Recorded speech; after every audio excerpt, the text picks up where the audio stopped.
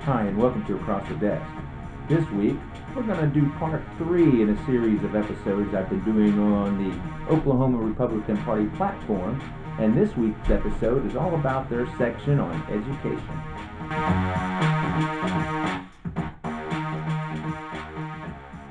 I can sum up the Oklahoma Republican Party platform on education in a piece I penned a while back. And it starts with Emperor Palpatine and his little laugh where he says, "It's all going according to plan." That plan? Page 5 of the Oklahoma Republican Party platform. You didn't think the current state of Oklahoma's education system was an accident, now did you? Eviscerating education is the plan, and it's a classic. What you do is you set up all these mandates, you don't fund them, and then you underfund everything else. You also under-resource and understaff it to the point that charter schools, private schools, and homeschooling are the only viable options to an education in Oklahoma. And they don't have to follow constitutional norms that a public institution might have to, like religious indoctrination, for instance. So, we strengthen the vitality of charter, private, and homeschooling, and in return, we can save the taxpayers money. How do we do that? Well, not by controlling cost. That'll go up. But by offering parents vouchers, school choice coupons. No. Education savings accounts. Yeah, that's it. See, these coupons, I mean ESAs, can be used to buy your Timmy or Sally the education mommy and daddy can afford. That's right, what they can afford. Because you see, the voucher, I mean ESA, won't cover the full cost of education. That's how we save the taxpayers money. You know, parents will just have to suck it up and pay for each kid's books, schoolroom supplies, and 10-20% of tuition.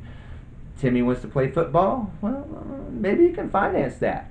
Sally wants to take art classes? Hey, mom can buy the supplies at Hobby Lobby. And busing, you'll be able to purchase your very own bus pass each semester. See, what a utopia we'll create.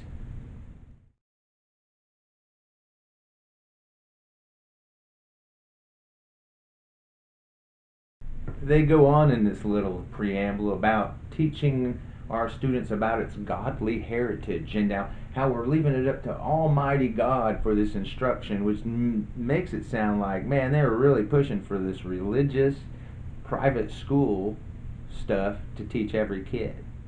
So then they have section A here that goes on to their philosophy, and number one is a big anti-gay liberal rights type stuff, and where they go, we believe that the traditional family unit consists of a husband, a man, a wife, a woman, and children, and is the foundation, of everything. So they want that to only be taught in schools, and to make sure that this traditional way of American life is taught in our schools, so that we can indoctrinate them on that junk instead of like real world stuff.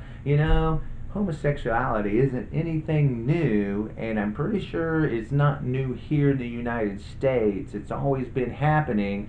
They just want to close an eye to it, and they want to be able to do exactly what they say they don't want to do. Here's where it kind of goes off the rails, where they say, okay, you know what, let's take it one step further than just believing that people should go do their own. We think taxpayers should pay for all of that. I kind of disagree with that there. If you want free public education, you should be able to have that. If you want anything else that's premium, you should probably pay for that. You should probably pay for that out of your own dollars. Unless maybe we should have some sort of laws maybe for, disadvantaged or different students that could use that kind of thing with certain types of classifications or regulations to get you there. But you know what? Funding private schools with taxpayer dollars is just another way to underfund public education to make it worse. Like I'm saying, throw the monkey in the wrench, make something that's working worse by making sure that it doesn't. And then you can come around and say, hey, look how bad it is. This way is the way to go, which makes sense, especially if your competition, if you're being paid off by your competition. I'm saying, hey, yeah, epic charter schools paying off some legislatures, maybe even the governor. Hey, let's do some stuff. They definitely paid off OCPA. So, and the kleptocracy and plutocracy of those on the right is well known. So when these guys have a lot of money and they start paying off people for their corruption so that they can make even more money in the system and gain more power, well, that's what you got here. That's what happens with Epic. And now they're going after anybody and intimidated anyone who's coming out against them at all. Either publicly in public life, a public official, somebody in those types of powerful seats, or just citizens themselves. I think that's one of the problems we have with the Republican utopia on education is it gives certain people way too much power whose interest isn't educating our kids but gains for themselves.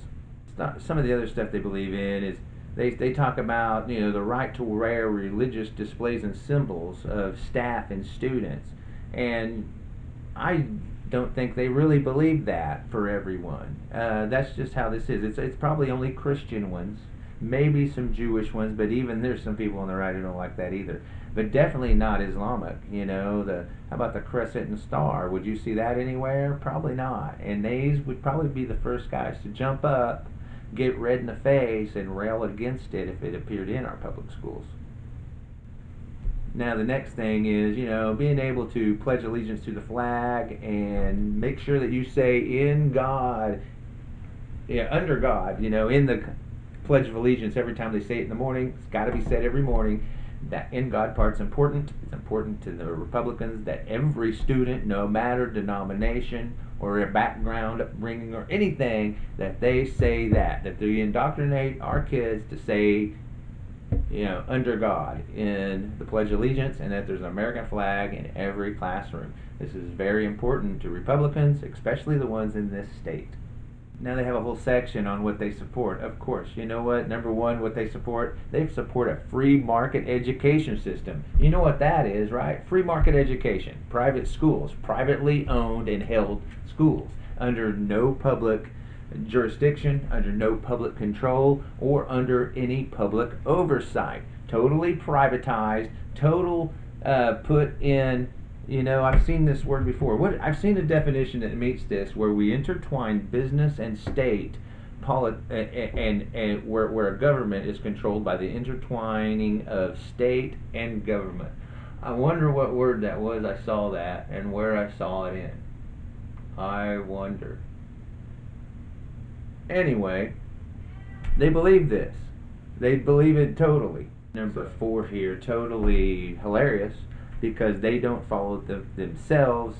It is putting the 10 Commandments up in every classroom. Because one, again, not everybody, in a free society, in a truly free society, that would not apply to everyone.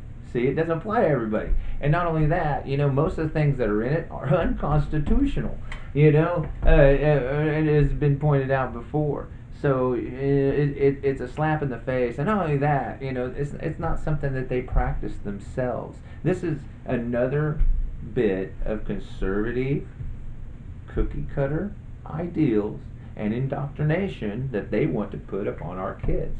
This is exactly doing what they say they don't want to do. So we go on with what they oppose. Now, number one is, we oppose any requirement of having to do any kind of community service for graduation. And so I have to think, that's so typical of Republicans today. It's all about me, me, me, me, me, and nothing about community. It's nothing about that at all with them. It's all about individual freedoms, individual rights, which, hey, we have, and they're great and all, but they go so far. I mean, we are not a country of one citizen. We have many. So when we have that, we need to learn to live together in certain ways, and we have certain laws and regulations to do that in. So these people, they don't like that at all. They want to have their own, be able to do what they want all the time, no matter how it affects the community, because in their head, freedom means I should be able to, like one guy had a shirt that said that says it all. My rights don't end where yours begin. totally believes that. No, man, my rights don't end where yours begin. Really? Why not? Because you think you have a right to violate my rights, and the logic is, well, yeah, because it would violate my rights not to be able to do so. Really? Well, what about my rights? Do I have the right to violate yours too? And that's kind of where they get lost, and where they get lost in their logic in this.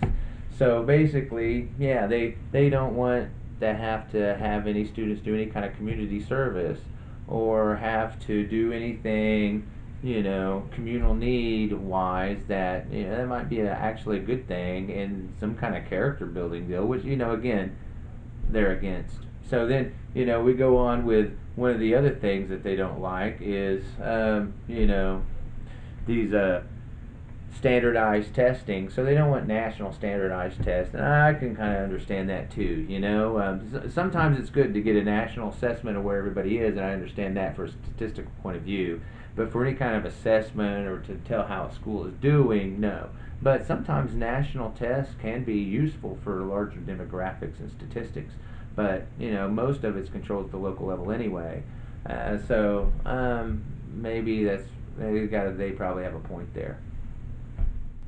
I find the last thing they kind of oppose interesting, which just says they oppose overt racism. Wow, this is interesting, and it's kind of the way they word this. It kind of throws you a little bit because it's kind of a play on words. This whole number 3 here, they oppose overt racism, and to them, overt racism is the efforts to limit racism. See, because if you're trying to limit racism, well, you're being racist. And that's what this is about. So that's overtly racist when you bring up that someone's being racist. So actually, no, you're being the racist because you brought up my racism. And it's a total fallacious whole number 3 here. You probably ought to go read it. You'll see, hey man, I got, here's the website right here anyway if you want to go read it. But yeah, pull this up, man. It's on the internet. You can get it right now. Read number 3 and go, wow, that is so. I mean, how much of a pretzel do you have to twist your logic to get to this statement that and it's so. I mean, everything in it, especially the last line, will really kind of throw a warning sign to you to Proud Boys even where they talk about hey, we seek to achieve atheist, Marxist, or socialist political outcomes. Oh wow, you know what, you're trying to achieve a Christian outcome. Why can't the atheist achieve an atheist one if that's what they champion? Because here we are, free country, supposed to have freedom of religion or lack thereof. What's wrong with atheists having a view, especially if they're citizens of the United States, and especially if they have a right to say it. You just want to stop them because you don't like them, and there you go. Republicans not liking the constitutional rights of those that they may disagree with.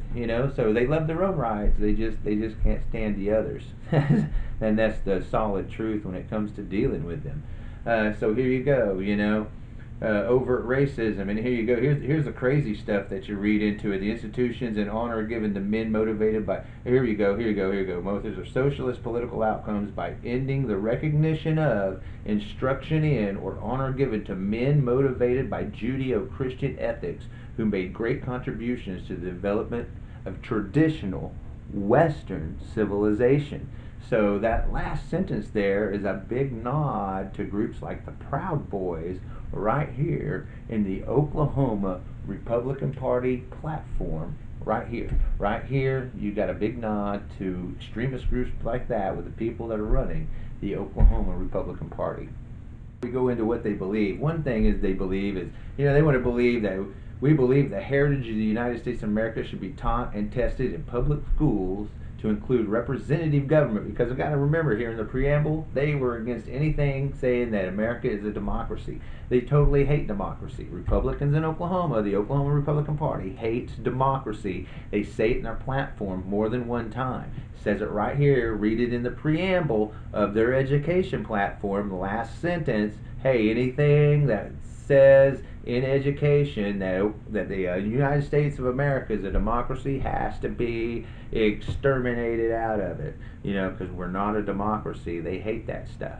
So You've got to look here. We want to teach them that we are a representative government, a limited government. The lives and beliefs of the founders were influenced by biblical religion, which is baloney, because not all of them were. Okay, some of them were. Hey, George Washington? Yeah, man, the guy was probably a Christian, probably pretty devout. But you know who wasn't? Ben Franklin. You know who else wasn't? James Madison. You know who else wasn't? Thomas Jefferson. So, here, these guys are founders, I'm pretty sure. I'm pretty sure they're founders. I'm pretty sure Benjamin Franklin is a major founder of the United States of America, and I'm pretty sure he was not a Christian. So, you need to go read his book, his autobiography. Hey, it's a free download. It's Benjamin's autobiography. The man wrote it himself. Go read it. Free download from Amazon. I love it. If you have any kind of liberal inklings, you will love this guy. This guy has done a lot of liberal stuff. The guy's the guy who put the post office in the Constitution of the United States. You want to know who put that in the Constitution? Ben Franklin. Of course, he had a little bit of personal interest involved. Did own a press, so he made a lot of press stuff and he mailed a lot of things, so this was good for his business to do so. But he's the guy who had that happen. He's also the guy that had Philadelphia pay taxes to put in paved roads, increased taxes for police and fire. He was a very liberal representative. Go read his book, his autobiography. Go read it. Benjamin Franklin, very liberal founding father, not a Christian like these guys want you to believe, and that's what they want to teach our kids. They want to teach them that guys like Jefferson, guys like Benjamin Franklin and Madison were devout Christians, and they weren't anything but.